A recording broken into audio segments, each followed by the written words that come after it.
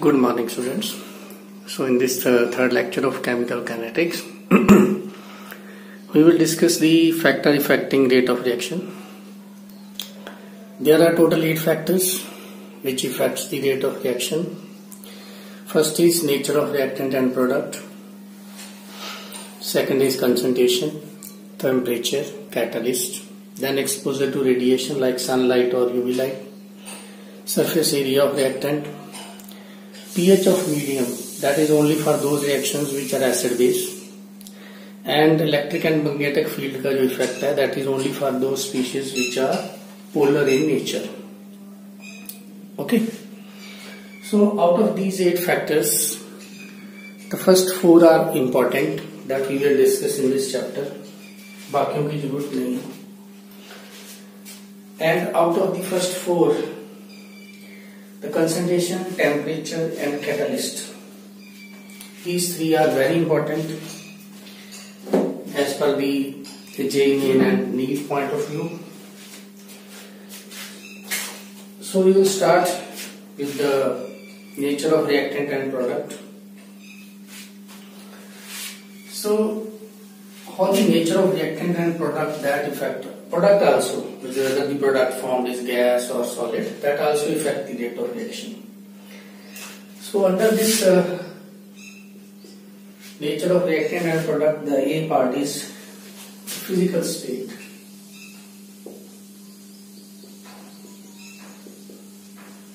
Physical state of reactant or product. Whether the physical state is gas. If the physical state is gas, then the rate of reaction is faster. If the physical state is liquid, rate is slow. Okay, so rate of reaction increases in this order. Rate of reaction increases. Similarly, for homogeneous and heterogeneous, if our system is homogeneous, rate of reaction will be faster as compared to heterogeneous. Because in homogeneous, all the components, they are thoroughly mixed up. When they mix up, they come in contact with each other, and when they come in contact with each other, then they react to form the product easily. Like in this case also, in the gaseous, they can move faster, so they react faster as compared to the solid. B part is surface area. तो surface area इसी में आ जाएगा. Surface area अगर ज्यादा होगा, rate of reaction उतनी ही ज्यादा होगी. Rate of reaction is directly proportional to surface area. जैसे एक वुड है आपके पास, उसके बड़े बड़े पीसेस हैं, तो उसको बर्न कर रहे हो तो बर्निंग स्लो होगी. अब उसी वुड को हमने चॉप करके छोटे छोटे पीसेस कर लिए. अब उसको बर्न किया तो वो फास्टर बर्न करेगा. बड़ी सीधी सी बात है. Next is the chemical nature. C part, chemical nature of reactant और प्रोडक्ट. केमिकल नेचर में आएगा stability. Rate of reaction is directly proportional to, we can write, rate of reaction is directly proportional to 1 by stability of reactant, or you can write rate of reaction is directly proportional to stability of product. जितना product ज्यादा stable होगा, उतनी ही rate of reaction जो है वो fast होगी. Okay, तो ये था हमारा first nature of reactant and product. अब हम आते हैं कंसंट्रेशन पे. Second part is concentration of reactant. Concentration is generally written as N by V. N means number of moles and V is the volume. So we can also write here that concentration is inversely proportional to volume. जब हम volume double करेंगे तो concentration जो है वो half हो जाएगी. Clear? Rate of reaction generally directly proportional होती है कंसंट्रेशन की। Rate of reaction directly proportional to concentration of reactant.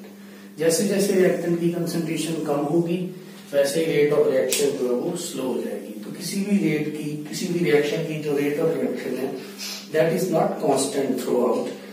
शुरू में फास्ट होती है रेट, धीरे धीरे जैसे जैसे रिएक्टेंट कम होता जाएगा रेट ऑफ रिएक्शन भी जो वो कम होती जाएगी। ओके, इसी के अंदर जैसे यहाँ पे वॉल्यूम टर्म आ गया तो यहाँ पे प्रेशर भी आएगा।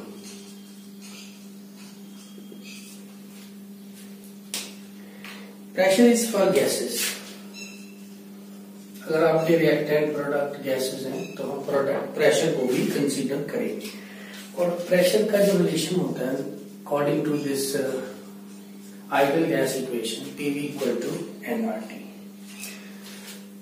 P V को हम इधर ले जाएं तो ये बन जाता है P इक्वल टू CRT। इसका मतलब जो P है that is directly proportional to C। ये रिलेशन और ये रिलेशन आपको प्रॉब्लम्स के अंदर यूज कर रहे हैं। ओके, तो जब हम कंसंट्रेशन की बात करते हैं तो उसमें दो चीज आ जाती है। एक तो कंसंट्रेशन मोल्स पर लीटर जैसे N/V, दूसरा प्रेशर। तो कंसंट्रेशन डायरेक्टली प्रोपोर्शनल है 1/V के। जैसे ही हम वॉल्यूम बढ़ाएंगे तो वैसे ही कंसंट्रेशन उतनी कम हो जाएगी। जैसे हमने वॉल्यूम डबल कर दिया तो कंसंट्रेशन हाफ हो जाएगी। इस साइड पे अगर प्रेशर के साथ देखें तो जैसे ही प्रेशर डबल होगा तो कंसंट्रेशन भी डबल डायरेक्टली प्रोपोर्शनल है, क्योंकि जब वैसे ही प्रेशर डबल करेंगे तो मॉलिक्यूल एक दूसरे के क्लोज आ जाएंगे। The next is so this rate of reaction that found to be dependent upon concentration in very complicated manner, and this dependency also change with the progress of reaction. So this is the way how the rate of reaction that depends upon concentration. So rate directly proportional to concentration raised per order. Order क्या होता है अभी इसी lecture में करेंगे। So this can be written as to remove this proportionality sign I put here K. So R is equal to K, concentration raised per N. Now N is your order. So N is the order of reaction. This is very important. So this type of expression like R is equal to K, concentration raised per N is called rate law expression or simply rate law. What is K here? K is called specific reaction rate, or it is called rate constant, or it is called velocity constant. तो इसके ये तीन नाम है। Why it is called specific rate constant? Because if concentration is taken at 1, then R equal to K. Concentration is taken at 1 raised per N. So R become equal to K. So now we can define the K. So what is K? K is equal to rate of reaction when concentration of all the reactants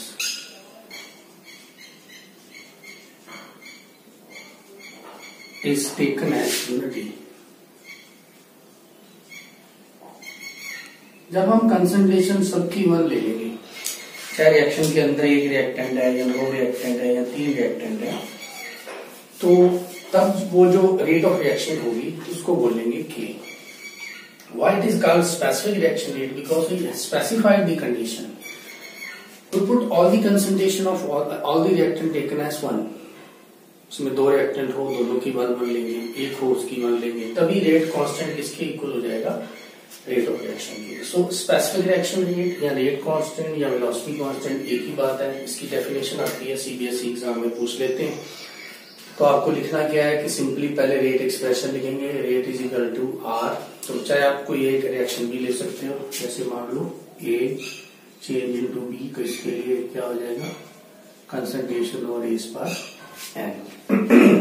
तो N अगर 1 है तो यहाँ पे 1 आ गया। Concentration भी आप उसकी 1 ले रहे हो तो आर इसके इक्वल हो जाएगा के। ओके, नेक्स्ट हमारे पास है इस के यूनिट्स, ये जो रेट लॉ एक्सप्रेशन है इसके यूनिट्स, यूनिट ऑफ के रेट कांस्टेंट। तो व्हाट इज के क्या था, आर इज इक्वल टू के concentration raised per n, n is your order. So what is k? K become equal to r concentration raised per n. R is rate of reaction. What are the unit of rate of reaction? Mole per liter per time. Time second भी हो सकता है, minute भी हो सकता है, hours भी हो सकते हैं। What are the unit of concentration? That is mole per liter raised per n. तो ओवरऑल इस K के यूनिट्स क्या आ जाएंगे, मोल पर लीटर 1 माइनस n पर टाइम। ओके, टाइम सेकंड में भी हो सकता है, मिनट भी हो सकता है। जैसे मान लो आपके पास है रिएक्शन, तो आप टाइप्स कर लेते हैं, साथ साथ यूनिट करते जाएंगे। Types of reactions based on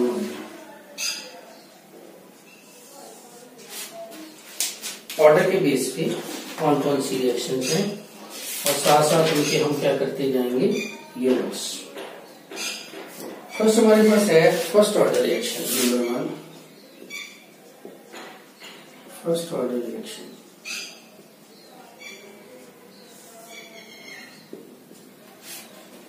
first order reaction क्या होती है, जैसे हम लिखें A change into B, what is R concentration of A raise पर 1, एन की वैल्यू अगर 1 है तो that is called first order reaction.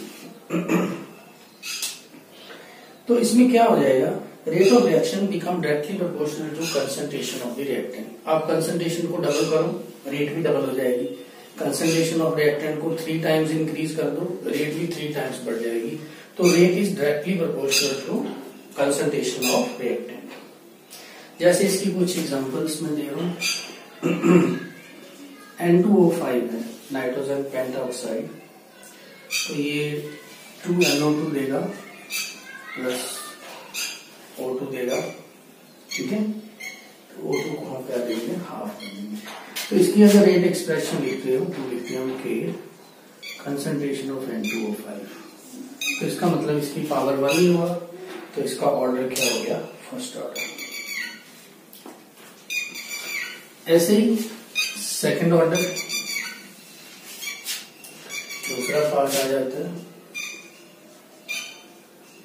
Second order reaction.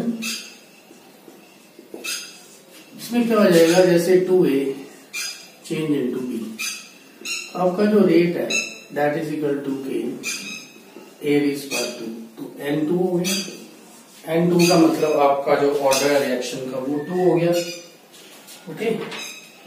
और अगर ऑर्डर 2 हो गया तो इसका मतलब this is a second order reaction. अब इस केस में जो रेट ऑफ रिएक्शन है आपकी वो डायरेक्टली प्रोपोर्शनल है किसके, rate of reaction directly proportional to concentration of A का स्क्वायर। अगर आप कंसंट्रेशन ए की डबल करोगे 2A, तो उसका स्क्वायर, तो आपकी रेट जो है वो 4 टाइम्स बढ़ जाएगी।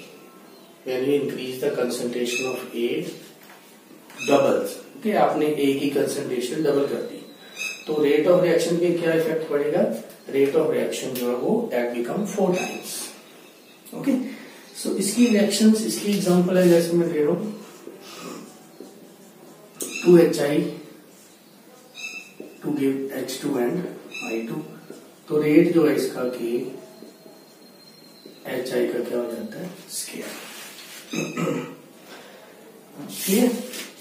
सेकेंड ऑर्डर रिएक्शन जो है उस एक और टाइप की भी हो सकती है, जैसे इसमें 2 रिएक्टेंट हो,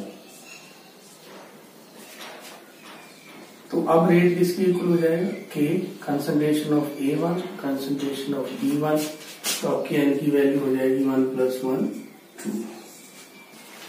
ये भी सेकेंड ऑर्डर रिएक्शन है।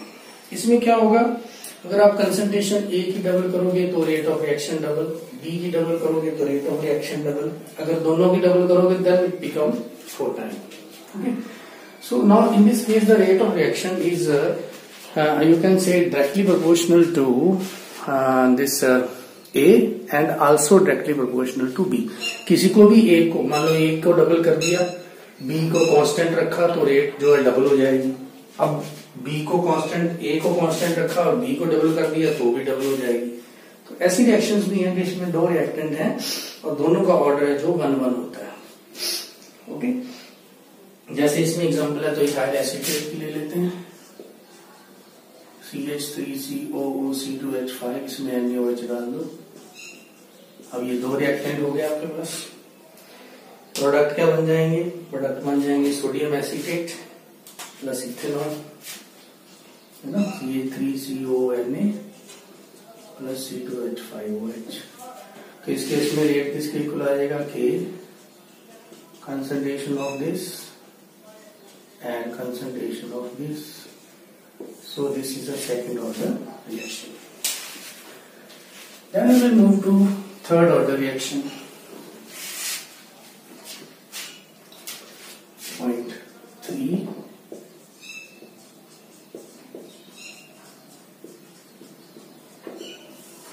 Third order reaction. Third order reaction is generally represented like if we have 3A, give product. Rate become equal to K, K is for 3, L 3 हो गया तो रेट जो है वो, ठीक है। तो ये ऐसे भी हो सकता है कि दो रिएक्टेंट हो, ऐसे भी हो सकता है कि 3 रिएक्टेंट हो A B C। तो इसमें क्या होगा कि अगर आप कंसंट्रेशन A की डबल करोगे तो आपकी रेट ऑफ रिएक्शन 8 टाइम्स बढ़ जाएगी, है ना।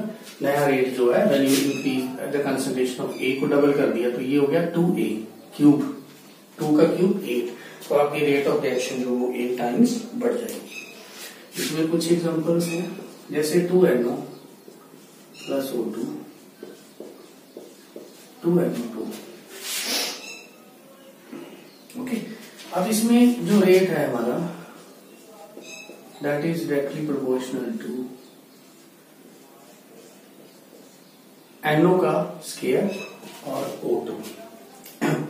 इसका मतलब आपकी जो रिएक्शन है that is second order with respect to NO and first order with respect to O2, overall order become 3। Clear. तो नेक्स्ट है हमारा फोर्थ, जीरो ऑर्डर रिएक्शन। इसकी एग्जांपल कम से कम एक याद रखना जीरो ऑर्डर के। जीरो ऑर्डर रिएक्शन का मतलब होता है कि कोई भी reaction which is independent of the concentration. Now in this case rate of reaction is independent of concentration of reactant. ज्यादातर जो फोटोकेमिकल रिएक्शन, जो reaction taking place in presence of light, वो रिएक्शन जो है वो जीरो ऑर्डर रिएक्शन होती है। जैसे H2 plus Cl2 in the presence of light HCl। इसका अगर हम रेट लिखेंगे तो rate become equal to K, H2 की 0 पावर, Cl2 की 0 पावर, तो N हो जाता है 0। मतलब रेट ऑफ रिएक्शन ना ही तो H2 की कंसंट्रेशन पे डिपेंड करेगी, ना ही वो Cl2 की कंसंट्रेशन पे डिपेंड करेगी। तो ऐसी रिएक्शंस को हम बोलते हैं zero order reaction. Okay, so zero order means rate of reaction is independent of the concentration. एक और है फिफ्थ पार्ट,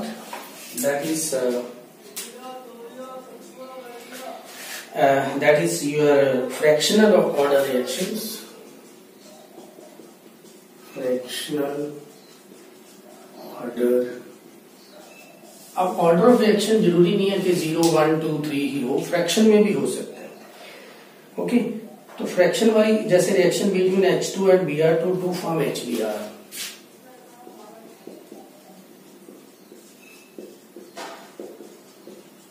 इसका अगर रेट एक्सप्रेशन लिखिए हम R, तो वो किसके इक्वल आएगा K, H2, concentration of H2, concentration of Br2 की power half. Okay.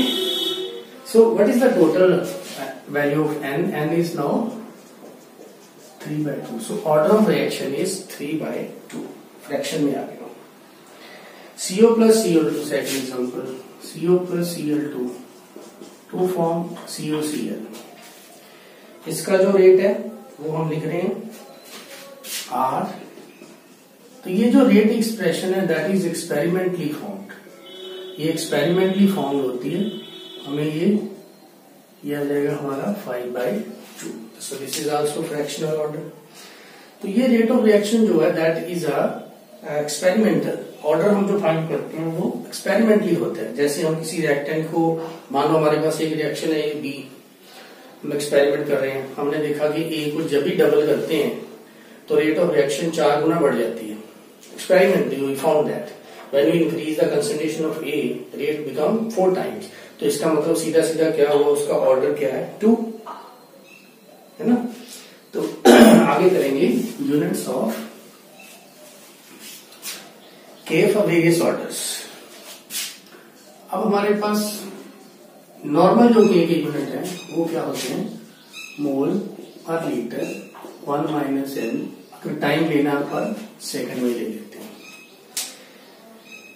ओके. तो जीरो ऑर्डर रिएक्शन के लिए अगर ऑर्डर 0 है तो इसका मतलब एन की वैल्यू क्या हो गई, 0 हो गई. तो उसमें वैल्यू पुट करेंगे, एन की वैल्यू 0. ठीक है, इसमें 0 पुट करेंगे एन की वैल्यू. तो क्या आ गया, मोल पर लीटर पर सेकेंड. तो के के यूनिट क्या हो गए, यूनिट ऑफ के मोल पर लीटर पर second. Just put the value. If order is 1 तो एन 1 हो गया. तो यहाँ पे 1 की वैल्यू 1 पुट कर दो, 1 माइनस 1 0 हो जाएगा. Only per second, first order as per second. अगर सेकेंड ऑर्डर है तो एन की वैल्यू 2, तो यहाँ पे 2 पुट करो. 2 करोगे तो ये आएगा -1. -1 आएगा तो हम कैसे लिख सकते हैं इसको, इसको हम लिखेंगे लीटर पर मोल पर सेकेंड. उल्टा हो गया, लीटर पर मोल पर सेकेंड. ओके. अगर वैल्यू 3 है,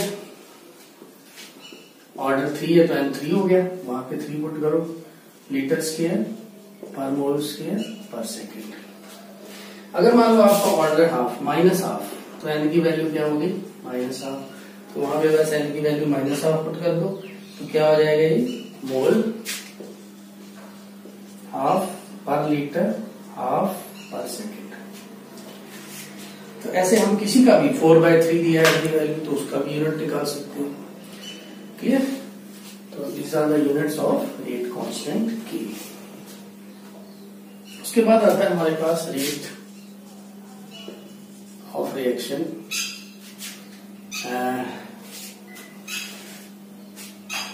और रेट कांस्टेंट K. इन दोनों में डिफरेंस. पहली बात तो फर्स्ट पॉइंट में लिखेंगे दोनों की definitions. What is rate, change in concentration of, change in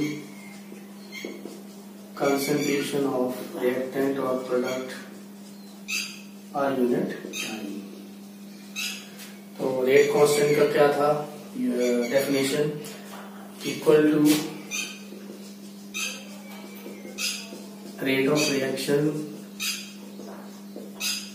when concentration of all the reactants taken as unity. Number 2, rate change with time. Rate जो है that change with time because concentration change. इसमें आ जाता है except zero order. Zero order में क्योंकि concentration का कोई effect नहीं पड़ता, उसको छोड़ दो. मान लो अगर आपका ऑर्डर पॉजिटिव है, पॉजिटिव ऑर्डर, तो रेट जो है वो कम होगी. अगर आपका नेगेटिव ऑर्डर है तो फिर आपकी जो रेट है वो बढ़ेगी. उसमें नो चेंज, रेट कांस्टेंट किसी भी रिएक्शन का वो चेंज नहीं होता टाइम के साथ, उतना ही रहेगा। थर्ड है rate depend upon the concentration. Third point, rate of reaction depends on concentration of reactant, zero को छोड़ के,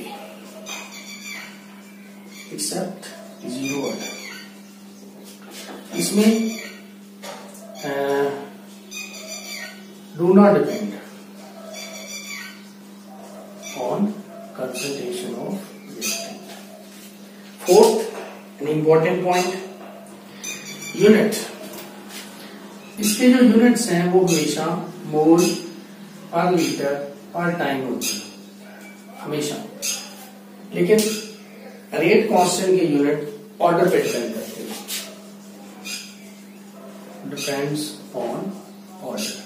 अभी हमने किया था मोल पर लीटर 1 माइनस n पर सेकेंड, इसमें n क्या है, ऑर्डर ऑफ रिएक्शन। तो उसके रेट ऑफ रिएक्शन जो है वो ऑर्डर, या जो हमारा रेट कांस्टेंट है उसकी जो यूनिट है वो रेट ऑर्डर पे डिपेंड करते हैं। ठीक है, तो ये था हमारा difference between rate of reaction and rate constant.